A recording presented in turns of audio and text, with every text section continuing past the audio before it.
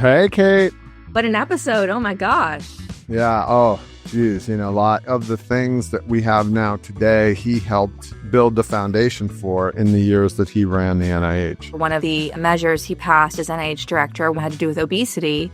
And you asked him, what do we know now we didn't know then? And he said he feels he knew everything then. It's a question of moving it forward. Well, what are the economics? And this is the truth of it all. It's like money drives it all, or financial interests drive it all. So I think everybody has a view of the way things are getting approached and the disruption and the sort of counter mindset that is challenging the status quo. But I think it's never bad to challenge the status quo, which what he talked about always doing. Yeah. And his accomplishments as an immigrant, he seems incredibly proud of. Certainly. And it's a rarity to talk to somebody who worked for President Reagan, President George W. Bush, President Obama, and was knighted by President Sarkozy. That is Yeah, it's wicked. I mean, I've known him on the board of the Foundation of the National Institutes of Health, and the guy always adds like the smartest commentary all the time.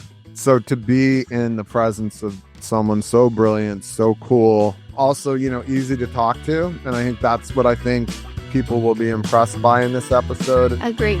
Tune in. Hey, Doc.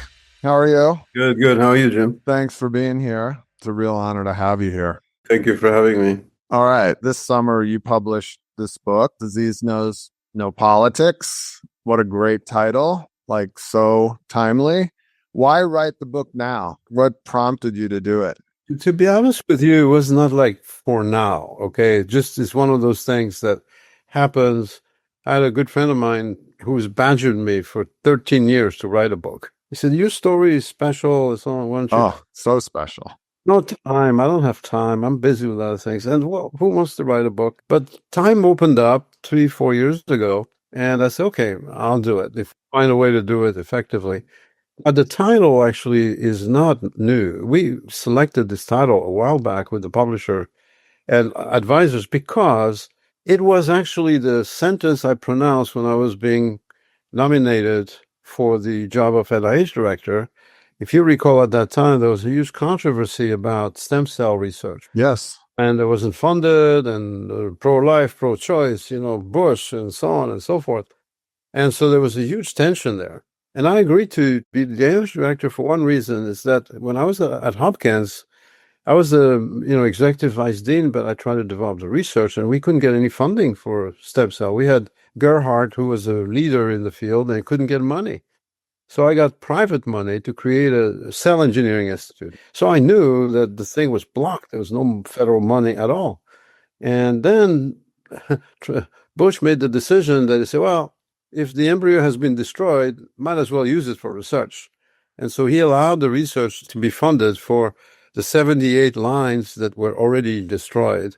You say, why throw that away in the trash? I mean, no, we should learn science and so on. That was a great Solomonic decision. He got hated by the Democrats and hated by the Republicans because he didn't please either one of them. And I liked that. I thought, wow, this guy's nice, really, really good. And anyway, I met him and he told me, he said, look, I guarantee if you get this job, I want you to know that I will double the NIH budget. I committed to that. I committed to that in the campaign, and I'll do it because I believe in you guys being number one in the world. And I want to stamp out HIV/AIDS. And I said, well, Mr. President, sure. And then when I was in Congress, they started badgering me about, what's your position on stem cell? I said, listen, the NIH director has to be factual, not factional. I tell you the science, you make the politics. I'm not a politician. And disease knows no politics. And it was recorded in my testimony. In Congress, you'll find actually that, the video that has me say that. I think we need to get that to go viral. Yeah. Again. That's when the guys were, looking at the book. The title was like, well, the life journey of the NIH director, the life journey of his immigrant, and I was like, come on, guys, this is like vanilla, And then I said, what about disease knows no politics? It's actually something that we should say. So to make a long story short, that's when this title showed up. And then, boom, with the Trump election, it sort of became like front end because politics is into diseases right now, big time, much more so than ever before. But you worked with Trump, right? No, I never worked No, with you were not there for any of the Trump periods. No, I tell you, the closest I came to be asked was for the Operation Warp Speed. That's right. That's right. Yeah. And I had worked with Alex Azar, who was Deputy Secretary of HHS. And so he knew me. And Tony Fauci was at that time working with him. And they said, well, we need to do something. So he and I don't know how exactly they came up with this warp speed idea. And they called me up and I said, look, it's a terrific idea. You should pursue it, but you got to find money. You can't do it on the cheap. So they came up with a concept, and then Jared Kushner, really helped them get it through the White House, and the president bought into it, then came to recruit somebody. And so they came to me, and I said, look, I can't really, I'm not the guy you want. I mean, I know about vaccines, but I didn't develop vaccines. And then they said, oh, but if you can commit to do it before the election. I said, I can't do that.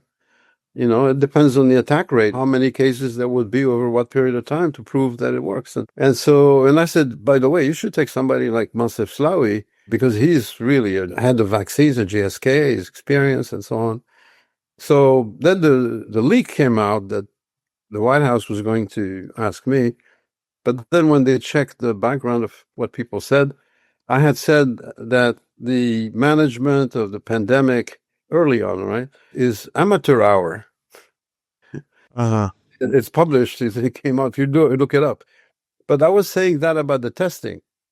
You know, I wasn't saying that about Trump. I was saying that about the testing fiasco at CDC. You know, they take the title, they don't read the text. And even though I was a Republican administration guy, they chickened out, and thanks God, because I wasn't willing to do it. That's the closest I came to working with the Trump administration through Alex Azar and Tony Fauci. Well, see, things happen the way they're supposed to work out, I guess. So your credo, science and public health should stay independent from politics, and everyone deserves equal care. Is that something you think still achievable? It's a challenge, right? And simply because the science is driven through politics, choices are being made which are not scientific, they're political. I'm not saying that, you know, there should be no politics in healthcare when it's eminently political, right? You got to make choices and they have to, but the science should not be political. So you can't mix up politics in assessing disease. So when you're saying mRNA vaccines are bad, I know it. I swear to God, I don't want to fund any of it. That's not a scientific decision. It's a political decision that affects many, many potential diseases. Same thing in public health. When you say, oh, Tylenol is the cause of autism. Where did you come up with that? But it's a political thing. It's a political thing for a movement, and all the lawyers who are behind it to try to invade the vaccine fund, the vaccine compensation fund. People don't know that. I've been in this thing in the crosshair of the anti-vax folks when I was an NIH director, and one of them was a good friend. He said, Elias, you don't understand. We need to prove a link between autism and vaccines because our kids require special care and we don't have the means. We need to be compensated by the vaccine fund. And then you can see what he's doing, right? Kennedy today is trying to remove the judges from the vaccine fund and get new judges that will be willing to compensate folks. So it's a big billions of dollars class action type thing where some big law firms are going to make a lot of money. So there is corruption going on, in my view. So it's just not clear to me that everything is really driven by science. Actually, we're in a sort of evidence-free zone right now. Everybody cherry picks what they like, and then they say what they want. And you cherry pick the committees, you cherry pick the directors of CDC. If you don't like them, you fire them. The same thing at FDA. It's a perfect storm, my friend. It's a perfect storm. And I think, you know, it's been going on forever. I remember when I was at Genentech, that's what Art Levinson preached and all of those guys and Sue Hellman, follow the science, we'll get to the right outcome. Right. And I think they did come out and refute the thing about Tylenol and autism, at least that there wasn't a causal link. I've seen a lot of coverage even just in the last week or so. You know, when you talk about science, I mean, data carries the truth, you know. People say, in God we trust, everybody else bring data. right? All right. We're not going to solve that on this call. Listen, our beliefs are shaped so much by how we grew up. You had quite an interesting upbringing. Let's go back a little bit in Algeria during the War of Independence. How did your upbringing inform what you became and what you believed? So two things. One is the fact that, when you're a child between, 2 and 11 years old, which was my age at the time, you see a collapse of the ecosystem, the civilization, the culture around you into violence. And you live with that, and you see the fear in your father's eyes and your mother's eyes that you could be a victim tomorrow. So you have this sense that life and stability needs to be worked on, and you need to be resilient about it. So resilience, for me, became very important in that controlling your fear and being resilient. That's what happens in the period of civil war. And it's never left me. I mean, it's, people think it's, oh, you can forget it. Your mind will forget it. No, it stays with you all your life, especially if you were a kid. But there is a silver lining to it. So let me tell you what that is. Schools were not open all the time. You couldn't go to the schools when you wanted to. So my education was like Swiss cheese. There were big gaps because there were things, like plant biology, things that you learned at school that I never had. But my father was a teacher. So he said, look, you're not going to school, but you got to learn by yourself. So here are the books. I want you to do that. And I have brothers. So we were all like sort of a mini school. It's like at homeschooling. Without wanting it, that's what we did. And I learned to learn. See that word? I learned to learn. Yeah. That is something that doesn't leave you. And it's a huge asset. So it created resilience, obviously dominating your fear, which is always in the background. But also it taught me something that I wouldn't have learned if I had gone to regular school in the regular time. Themes for success in life, I think, generally. So how'd you and your wife pull off immigrating to the U.S. with a few $100s in your pockets so you could study at Johns Hopkins? How did that all happen? It happened because, look, when I grew up with math and physics. My father was teaching math and physics. He never thought I should be a doctor. He thought doctors are stupid. And he said, you want to go into medicine, you're nuts. You're better than that, son. So I said, no. My wife was actually in the medical school, and you audited for 6 months at my university, So I chose math. I got bored to death. The people are boring. They're all nerds. And I'm a different kind of guy. I like challenges. I like to pose questions. So the teachers didn't like me. I didn't like them. I talked to an uncle of mine and said, go to medicine. Medicine is for you. I mean, you seem to be attached to people. And I had seen the suffering. And so I went to medicine. And guess what? I found out my father was right, that it was boring and it was rote learning. And then you had to learn and write prescription and things that if you ask a question at the time, they say, why are you asking the question? I mean, listen, we have 600 students here. You just learn and take your test. And so I was going to leave. And an uncle of mine who was a radiologist showed me the first CAT scan in the world, right, by Humphrey Gausfield. He said, look, this is fantastic. It's a revolution. I said, tell me about it. And he showed me the brain and you could see the ventricles and so. How is that made? And he described it for me. I still remember. He said, oh, well, it's an X-ray tube around, and a detector, and a computer that reconstructs the images. I said, so it's math and physics and biology? That's what I want to do. And that's how I decided not so much to stay in medicine, but to do research in biomedical imaging, because I was excited about this. And it was the very beginning of it, Jim. And no one could teach you that except in the US. So I had to take all the exams. And then the dean of my medical school wrote to the dean at Hopkins, who was a radiologist too. And that's how they let me come for a short time, which became 50 years. That's a short journey, but it's just interesting how radiology was the root. And I think it's seems to be coming back. We're seeing a lot more radiotherapeutics. It's like there was a period of time where it was something. Now it's become much bigger again. Talk a little bit about the importance of radiology. I don't think we get into it enough, but why is it so important? Yeah, when you say radiology, you limit yourself to what really we're talking about, which is non-invasive imaging. And you do that at the microscopic level, the molecular level, or MRI, or even at the astronomical level. It's imaging. What is it? It's the spatial localization of biological information that you extract in a spatially, temporally resolved manner. So look at the number of Nobel Prizes that have occurred. I mean, Betzig got a Nobel Prize because he found a way to image single molecules through a physical thing that nobody really figured out before. And so when you look at radiology, you shouldn't think radiology, think should the science of imaging. Imaging, yeah. Bioimaging in general.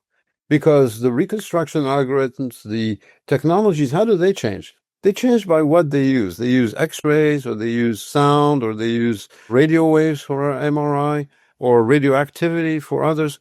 But they all come and converge into one big, absolute major trunk of science, which is imaging, whether it be electron microscopy or crystallography, or they're all based on the same concepts. So radiology is just a small part of it. Right. But it is at the forefront of medical applications. It's become like a pillar of medical care right now. On top of it, when you do medical imaging, you can apply AI. It's probably the field that's the most advanced in terms of applying AI. And you know, I had my Clearly test, so I know that's one of the ways. The heart flow Clearly test that was testing plaque. Or mammography for that matter, you know? Right, that's another one, yeah. So you know how AI is going to change the way we even discover drugs. So I think that radiology has always been a leading edge. And I was lucky I joined it because I was frustrated with core medicine. And, you know, my life has been a little bit of that sort of opportunistic and accidental. Well, let's go to the next. Yeah, while you're vice chair of radiology at Eastern Virginia Medical School, you're also a consultant for the WHO and the White House under Reagan. How did that happen? How did you stumble into that, or just it happens? Oh, no, the Virginia thing, I had to do it because my wife wanted to do her residency after we had our first two children. She got a residency in Eastern Virginia Medical School. And at the same time, by chance, one of my teachers from Hopkins became a chair in Eastern Virginia. And so he said, I'll figure out a way for you to come, and we make sure your wife gets the residency that she wanted. And I didn't have a visa to stay. And he said, we'll figure out your visa. So that was the reason I went there. But he had promised me research time in the lab. And that's when I started to do my independent research. And I created a technology that really could differentiate cancer from malignant lesions in the lung. And I created a company for it. And the book says why I did, because nobody wanted to do it. The big companies didn't want to do it because the market would have been disrupted in their mind. But that invention was actually, I taught that to my residents. It turns out one of the residents went at the Bethesda Naval Hospital, and she was in the team that took care of the president. And he had a nodule. And they couldn't they couldn't tell what to do because he had a lung cancer. And they said, we need to do something and we need to operate it. And she said, wait. I know my professor in Virginia, he developed this test and he could tell us if it's benign or malignant, if we should operate or just wait or do nothing. That's how I got in touch with the White House, through my resident. So what I was doing in the research I did in Virginia. So you see, went to Virginia because of my wife, had a lab, discovered something that was really fascinating, that had really, imagined as a solution to a lot of people who were getting operated for nothing. A resident of mine was there. She goes to the Navy hospital and calls me up one day and said, we need you for a VIP. Well, it turns out to be was Reagan. So a VIP. That's kind of funny. Your wife sounds amazing. Without them, we're nothing. As you know, I lost mine at the end of last year to cancer. And the partnership we had was remarkable, how we worked together. And it sounds like you two did too. We met when we were in high school. We're a swimming team, right? So there's a part of being in the same team. That's one. And two, we went to the same medical school. But the other thing that binds you and bonds, the bonding, is when you come to a different country on your own. It's like you're going to an isolated island where you have no friends, no family, no support. So who do you turn to? You turn to your wife, she turns to you. And the luck have it that we had beautiful children, and she decided to sacrifice her career really for mine. And I cannot forget that. I cannot ignore that. So we stayed bonded because it was like a couple in the ocean of America's opportunities, right? The American dream, you can't live it, without some support if you're an immigrant with no real roots here. Well, I love that. That's a great story. And obviously the partnership, bringing out the best in each other, all those things, is so important. Then you get this role of a lifetime, right? What were you thinking when George Bush calls and asks you to serve as the director of NIH? I thought they had made a mistake. They had the wrong number. Why was that? Because I never thought that it would ever be considered. Why? I mean, you know how they called me when I became NIH director? Zerhouni? Who's this guy? So I said, well, are you sure you want to talk to me? And they said, yeah, you have good recommendations and people know you. And I had been elected to the National Academy by then. I was like, 49 years old or something like that. And so they looked for that. Then the second reason is that I had ideas that were pretty novel for the time. And the first idea was I call convergence, which is the convergence of physical and biological sciences, just like what I experienced. And when I was at Hopkins, I recruited people from different fields in my lab, which was a revolution because in those days you recruit doctors. That's it. No, I need a physicist. So I created the first multidisciplinary lab at Hopkins, which became very successful, which led me to become the chair of my department. And then right after that, the executive vice dean in charge of research. And my motto was break disciplinary silos, break the barriers, let the teams come together. That's how science is being done now. It's not going to be done otherwise. Today, it's like, sure, of course. But at that time, it was really revolutionary. It was even featured in Science in a new, unique lab. And because of that, I got noticed. And I was always saying, NIH has a problem. And then publicly, even when I was on the council of the National Cancer Institute, I said, we have a structural problem. We've created these institutes on organs, heart, lung, brain. And yet, at the same time, what was created in 1945, the 50s, and so on, which was organ-based, did not really reflect the molecular classification and the molecular pathways of disease. I said, look at immunology. It's all over. It's everything. Right. Look at how we found the treatments for HIV through research in virology with retroviruses by Harold Varmus and all these guys. And the AZT was not designed for HIV. It was designed for that. So how can we have these silos when nature and science is all interpenetrating? Well, I'll tell you, somehow the president of my university was called by the White House. Said, do you know a guy that could be the NIH director? And he told them, Bill Brody, he said, look, I'm going to give you my right arm. But there is one guy. He made the marketing for me. And so that's how I got that call, because the people were giving my name and my number out of the National Academy of Medicine, also my university, say, you should look into that guy. And that's what started the ball rolling. Anything that convinced you to do it that Bush said or anyone said to you that made you think, okay, it's worth taking this shot?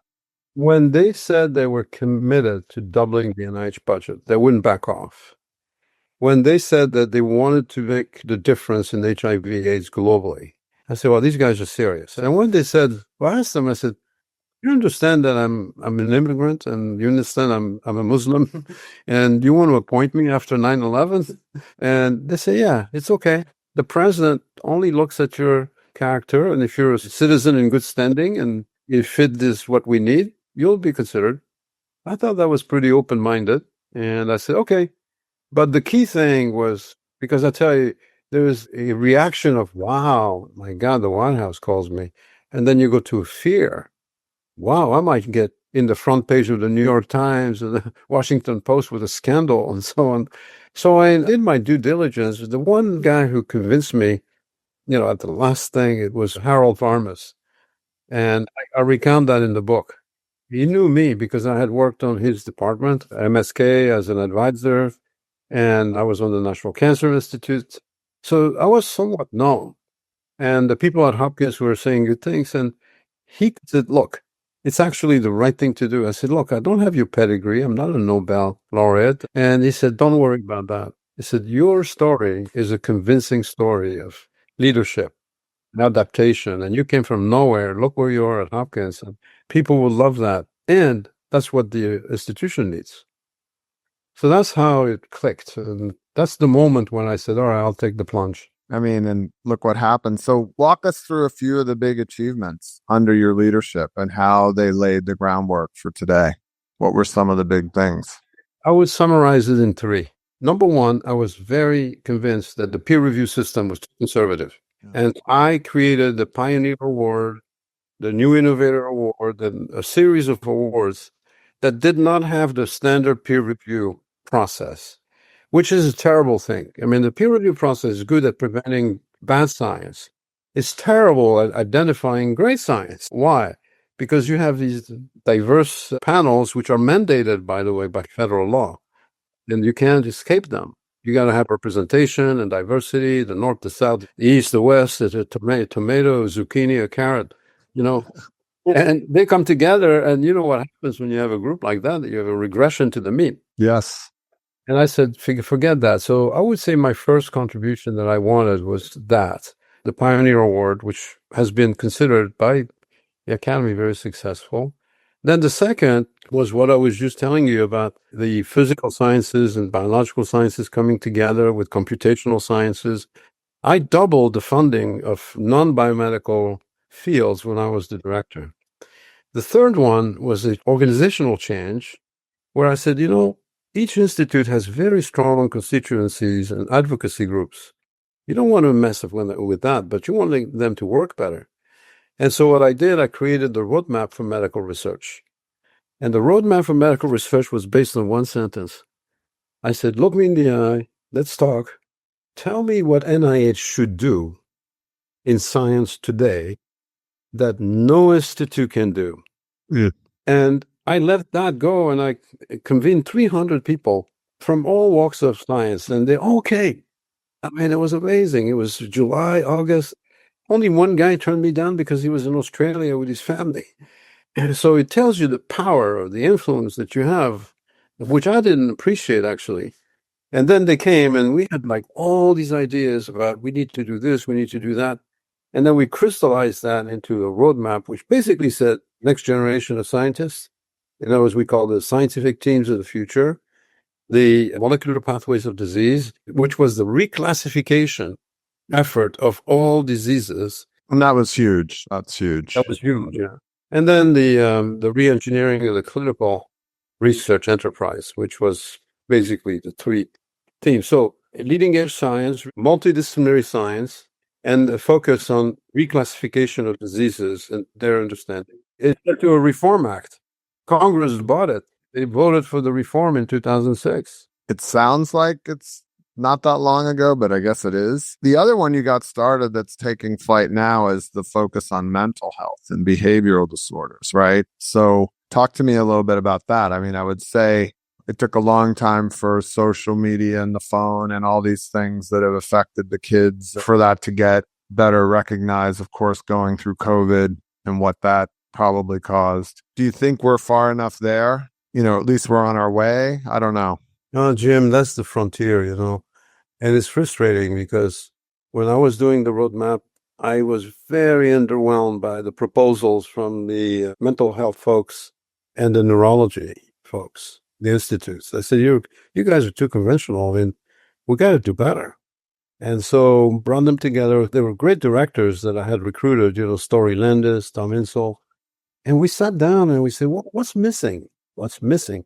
What's missing is the fact that you don't really understand the brain at the molecular level. You think you do. You understand it at a cellular level, you know, with the cells. But at the molecular level during a disease state, what happens molecularly during schizophrenia? You know, when you have a schizophrenic delusional episode, what are the chemical changes that occur? Well, we don't know that. You know why we don't know that? Because we think the brain is taboo. that you can only examine the brain through its mental health representations. Well, schizophrenia is an effect, it's not a cause. And so I try to shake that mentality, and say, let's be bolder, guys. And so the ideas started to come up, like Tommy and Sol came up with this managing bipolars with a cell phone.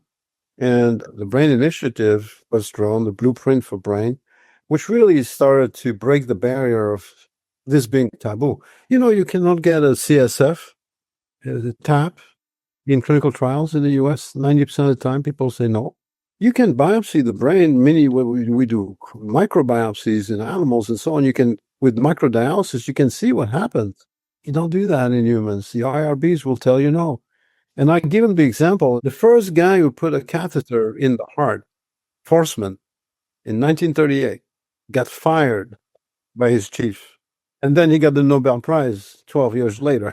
Sounds like your Dupixent story. These stories are so common. Now things that are accepted as common were controversial before. So it's been 25 years since obesity was labeled a health crisis. What do we know now that you wish you'd known then? We knew a lot then, a lot more then than people think. And the problem is the politics of it got in the way. This disease knows no politics. That's an example of it. Because when we looked at it and we projected and said, this is a pandemic, it's going to damage a lot of people. The one thing we didn't quite understand was, is that we saw more cancers with obesity, more diabetes. And so the notion of metabolic syndrome came about that time, and high blood pressure and so on. But then when we said, okay, what has changed? And we realized that the environment had changed. So we did this research on what we call the built environment. And there was a researcher that said, if we build every building in the US with no elevators until the third floor, so you had to go in stairs, obesity will go down by 25%. I mean, these kind of crazy statistics. But the biggest problem, and this is where the current administration is going to have a little bit of a shock, when they talk about chronic diseases and obesity, they don't realize that it's embedded in our supply chain for the food. We used to consume about 20 pounds of sugar in 1920. Now it's in the hundreds of pounds per individual. And corn syrup is probably the number one addictive thing that drives diabetes and obesity.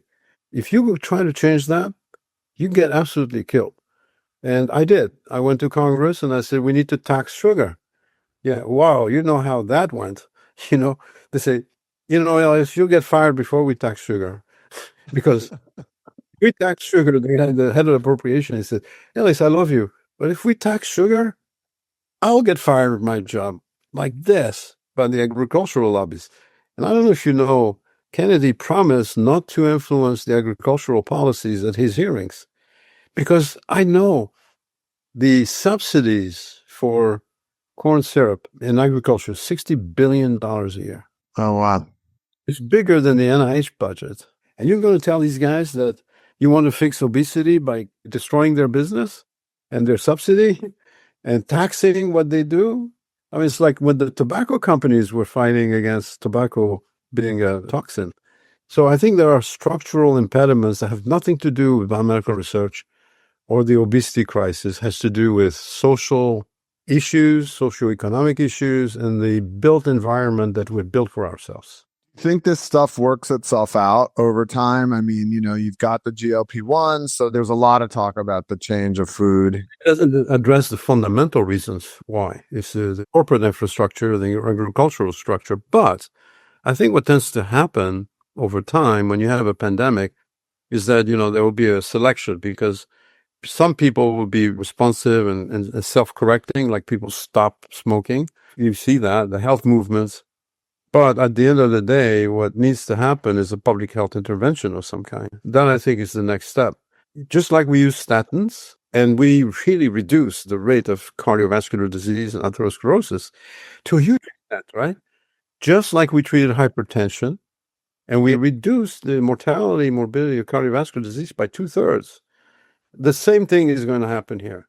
You got to come up with pills and things that are easier, cheaper, more widespread than the injectable GLP-1. And I think that's happening. And I think over time, we will spread the public health intervention that is needed.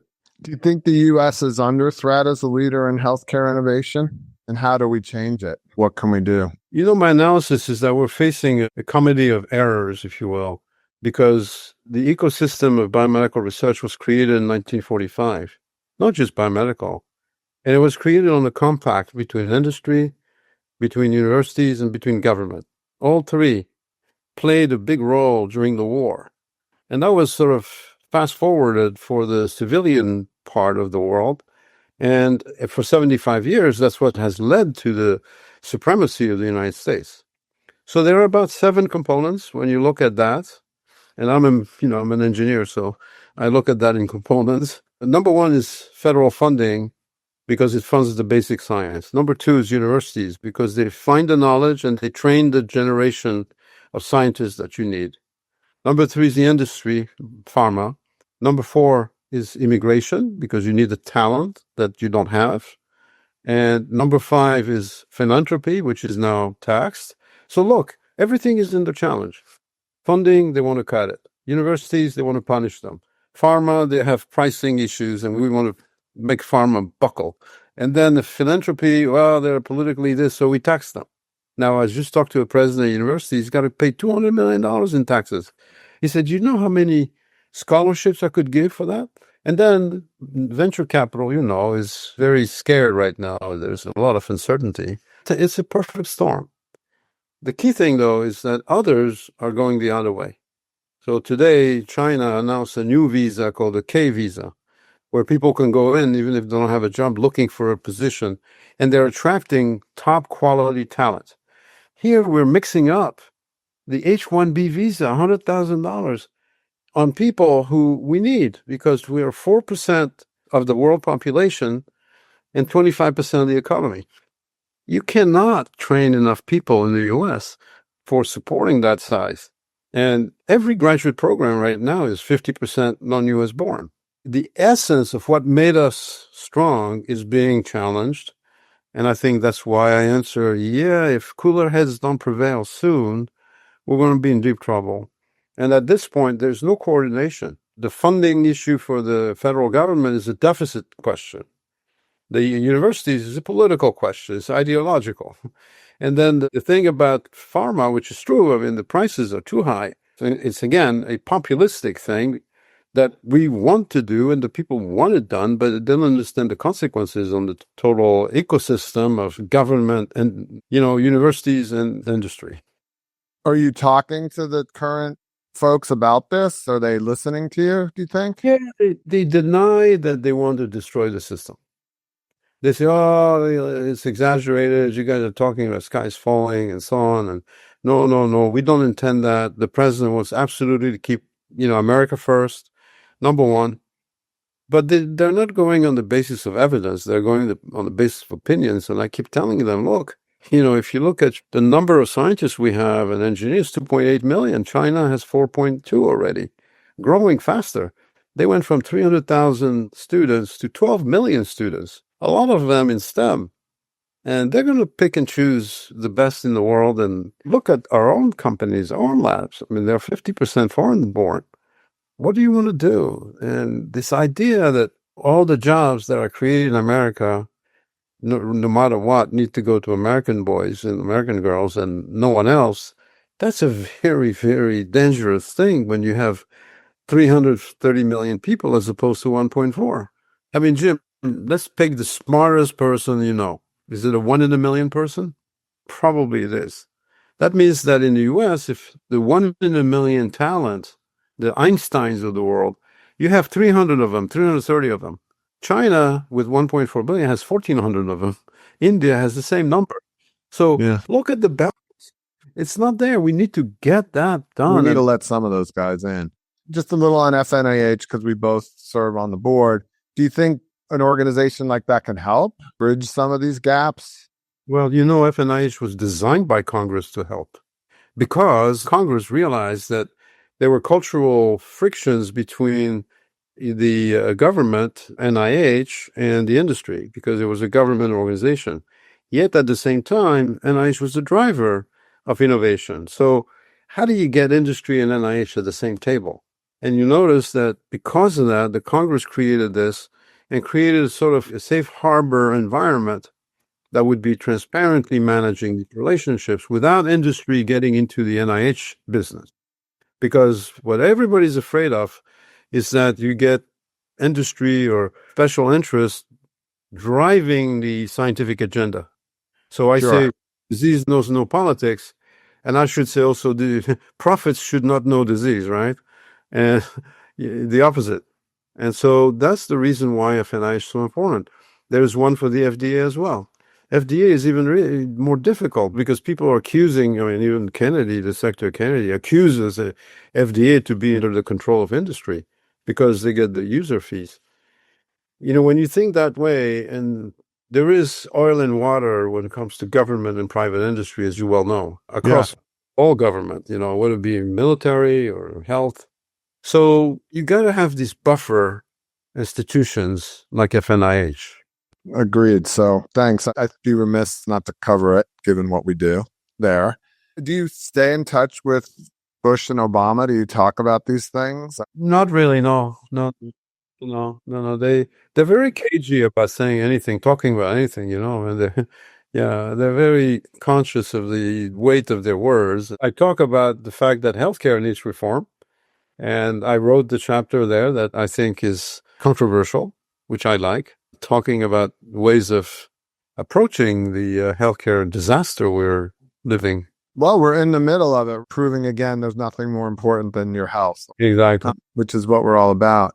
So look, I just wanted to do this and bring it full circle before we ask a couple fun questions. In 2008, President Sarkozy named you a knight of the French Legion of Honor. You're a knight. I don't know what they do in France. How do they say sir? Officier. Officier. What did that mean as an Algerian who experienced the fight for freedom from France? I mean, what did that mean to you? It was amazing. It was almost like cognitive dissonance, you know. And I did it because I really worked on issues that hadn't been resolved. And then when I told my mother, I said, "Oh, you're going to get this Légion d'honneur," and she said, "Don't take it. Turn it down." I said, "What do you mean turn it down?" She said, "Yeah, turn it down," because she was an anti-French. I mean, she wanted the freedom, and I said, "Why do you say that?" She said, "Well, you know, the people who got the Legion d'honneur in my time were all traitors. They're all collaborators. They collaborated with the colonialists." And I said, "Mom, it's a different time. It's a completely different story." And she said, No.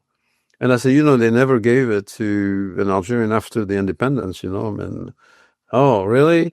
And she eventually understood why it was important to be recognized by the former colonial power as somebody who really rendered services to France and the U.S. Because I'm a foreigner, I'm not French. So to get the Legion d'honneur, you know, the list of Americans who got the Legion d'honneur, I mean, it's very, very high level. I mean, Eisenhower, on Patton, and it's not a run-of-the-mill list. Oh, it's a big deal. And then she met him, you know, we were Sarkozy in the Élysée. And so they talked to me about, you know, being from the United States and so on. So she came to him, she said, "Listen, Mr. President, you got to know, he's Algerian, huh? He's Algerian." I said, "Mom." He said, No, I want him to know." And he said, "I know, madam, I know his pedigree." And so we end up, you know, having a good moment. That's amazing. What a great story. I love that. Moms are everything, right? He came to my hearing, you know. My mother, she was here, and she came to the hearing with Ted Kennedy. And Ted Kennedy looked and said, "Who is this?" It says, "My mother. That's my mother here." "Really? That's cool. I'm glad you brought your mother. You know, mothers are important." He was thinking about his own mother, you know, and he was no kidding. Wow, that's incredible. That's great. Yeah, mothers really drive it all. 2 questions I always ask before we take off. I could talk way longer. You know, I always like to ask, what is your dream vacation? That's a great question. At the swimming, vacation, snorkeling, scuba diving in the Mediterranean, or somewhere nice where I can wake up, swim 1.5 miles, 2 miles, because I'm a swimmer, have a great breakfast, then go and start spearfishing. Cool. I didn't know you did that. That's interesting. All right. And that's because my brain is imprinted by the sea, because I grew up by the sea. And so that to me is always my definition of a great vacation, is to be like a fish in the water. And it reveals so much about people. This is another one that does that. If you're being sent to a desert island and you can only take one album with you, what would the album be? Ooh, that's a great question too. I'll tell you what, my favorite piece of music is the 25th Symphony by Mozart. That's one. But it's not the only one. There are co-equals too, because of Algerian music too is in my blood too. And I like to play the lute myself. Oh, wow. And you could probably make a lute on the island. So yeah, that could possibly happen. I don't know. It doesn't sound very good.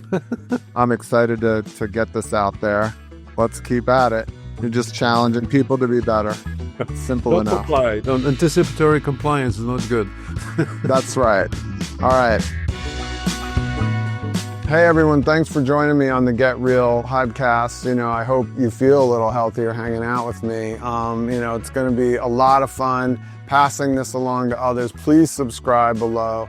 Please share. I'm excited not just to talk about healthcare, but a lot of other fun topics. It's about making healthy talk about healthcare. It's not a lecture. This is supposed to be fun, and look forward to spending more time with you in the future.